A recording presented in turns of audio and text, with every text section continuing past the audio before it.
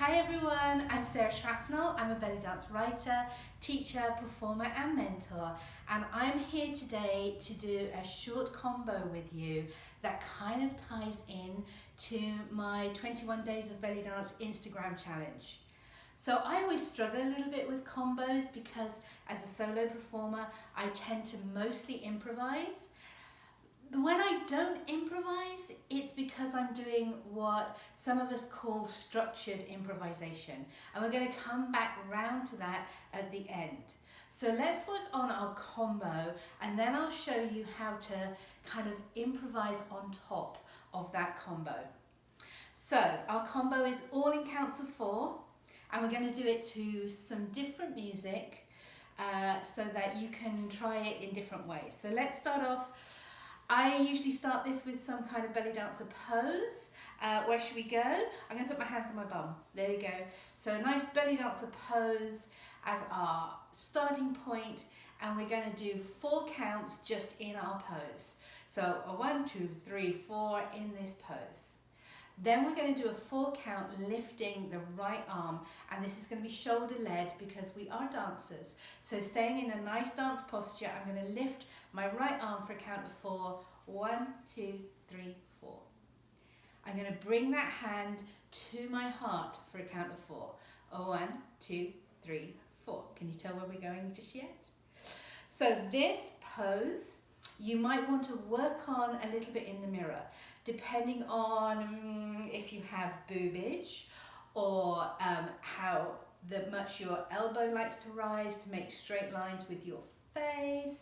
So have a bit of a play around. Is your hand here or here or here? Is it at this angle or this angle or some other angle? Is your elbow up or down, back or forwards? So this is how I like my elbow to sit. So 4 counts so far. We're here. 1, 2, 3, 4. 1, 2, 3, 4. In, 2, 3, 4. Now the reason that I put my hand here is because next move is we are going to bob down for a count of 4. Just a down, 2, 3, 4 and up, 2, 3, 4. I have ample boobage. I do tend to tape myself in and make sure my costume is fastened in at least 2 ways and the tape, so I know I'm never coming out. But before I bob down, I just want to put my hand there to check. Partly it's to let the audience know that I know it's all right to bob down. You might bend from the waist, or you might bend by putting one foot behind the other and bending your knees. You don't have to go very far down and up. What I will say is it's a good plan to drop your eyes and bring your eyes back up as you bob down.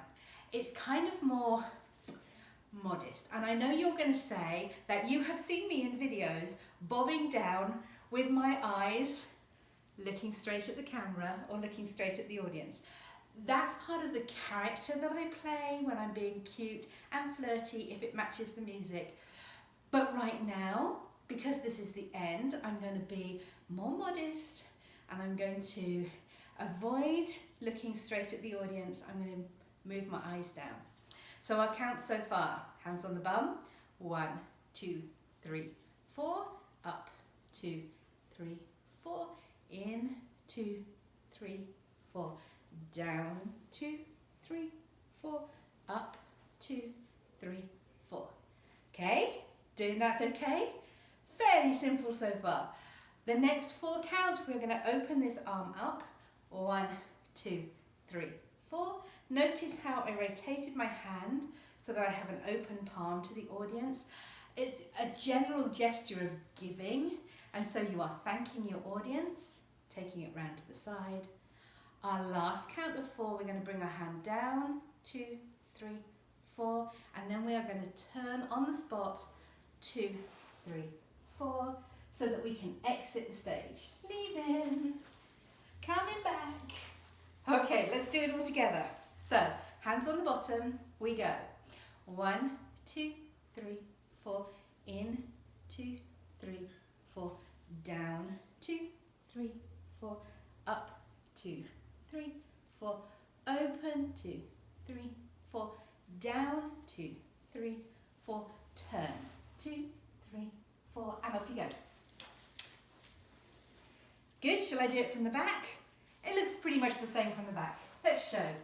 Okay, hands on my bottom, and I'm going to go up, 2, 3, 4, in, 2, 3, 4, down, 2, 3, 4, up, 2, 3, 4, open, 2, 3, 4, down, 2, 3, 4, turn, and exit. So why do we want to choreograph how we get off the stage? It's just as important as how you get on the stage and what you do while you're on the stage.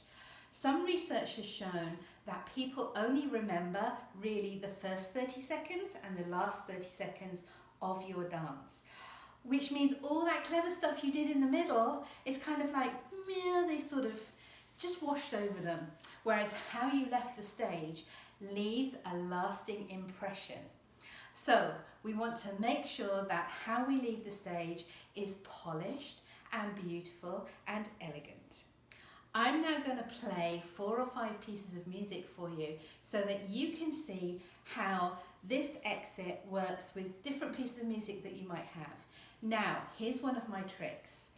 Whenever I am practicing a choreography or an improvisation, I will tack one of my very favourite pieces of music on the end of my performance music and call that copy of my music practice. So I practice all the way through my dance, and then my happy tune comes on at the end, and I practice leaving the stage to my happy tune.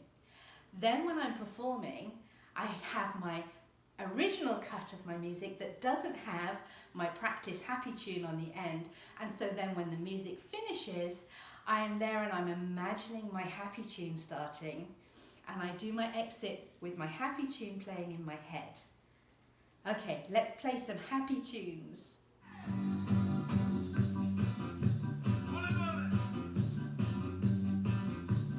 7, 8, 1, 2, 3, 4, 5, 6, 7, 8. 1, 2, 3, 4, 5, 6, 7, 8.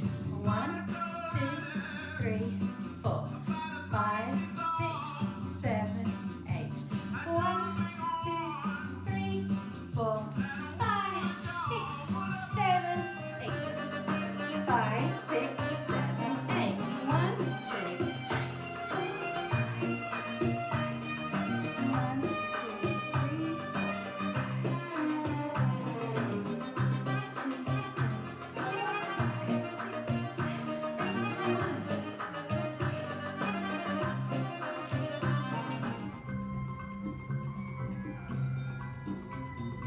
and 1.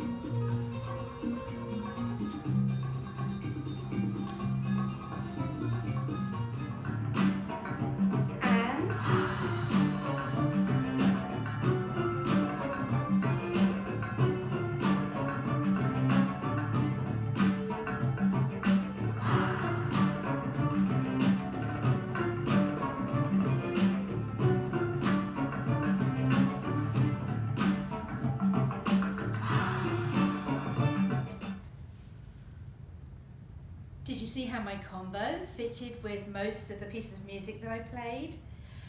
Just pick out a happy tune that makes you feel full of smiles and warm and even relaxed, because it's nice to take your bow or curtsy in a relaxed manner.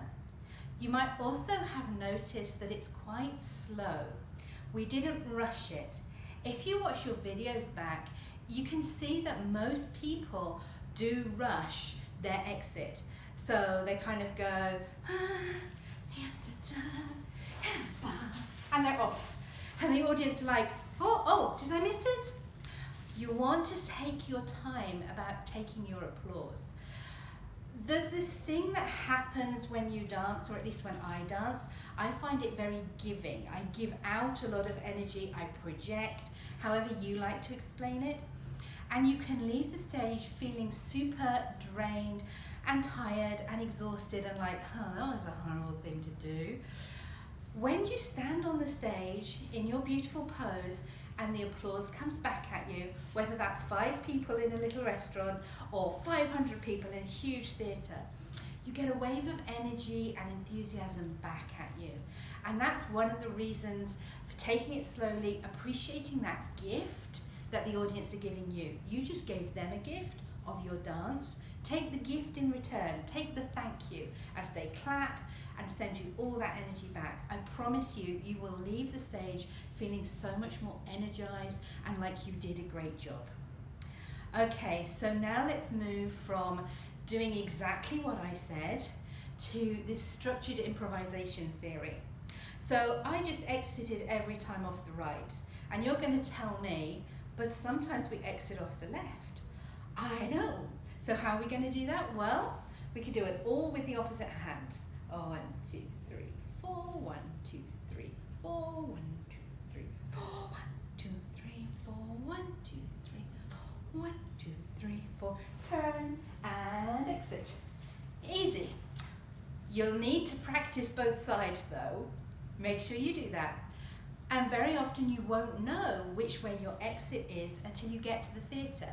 Even sometimes we go on a stage, or maybe you go to a restaurant every single week and you're like, it's always on the right. And you'll go one week and they've moved, pushed 4 tables together for a large group, and you have to exit on the left. Just be adaptable. Have a plan in mind and be able to adapt your end choreography for your exit so that it can go either way. And then how about if you change it up in some different ways? What if you're in a duet or a trio or a group number? How are you going to organise your exit then? Well, we still have the structure. We have the little choreography, the little combo that everybody knows. So let me tell you what my troupe does. We have a designated leader for our exits. Usually it's not the teacher, because teachers shouldn't be in charge of everything. So we designate someone who is going to lead our exit. Usually what it means is whoever came round to the front at the end of the choreography, or it might be the person who's nearest the exit for us, but it's going to be someone that we all know who that person is. And when the music finishes and we're all in our pose, that person is going to take a nice deep breath, they're going to take a couple of steps forward, they're going to count to 4 in their pose. So we're all like, oh, I saw them move, and now we count to 4. And then they're going to go through the combination that we all know, nice and slow, so we can all follow my leader and exit together. It looks super sharp. Everybody knows that when that arm comes up, they know what's coming next. So even if they're a little bit late, you can easily catch up and be there on the count of 4. So watching them count to 4, and as soon as that movement goes, you know you're counting in your head 1. And you're there by 4, and then everyone's super synced in time with each other. So one more thing, thinking about that theory of having the structure in place so we are able to improvise around it depending on the circumstances. So, surprise, I have a drummer. Okay, I don't have a drummer, I have a drum, because we're living in a time of COVID and getting a drummer is like impossible, but I can get a drum. So let's imagine this is my drummer. How are we going to change it so that we acknowledge and thank the drummer? Because we need to do that. We have this open arm moment. So we're going to do our normal combination. When we open the arm up, we're going to take our time about it. Slow motion it around. We're going to take it all the way around to where our drummer is. And then we're going to make eye contact with the drummer and we're going to thank them. That might be saying thank you. That might be blowing them a kiss. That might just be a nod of acknowledgement. Hold that for enough time for the audience to see that you're pointing to the drummer. Then you can take that back to the audience, open it up again, down, and turn towards your exit. So we included the drummer, we made it about them as well, we got the audience to say thank you to them, but you see how we only really added a little bit to the combination? Okay, let's do that. 1.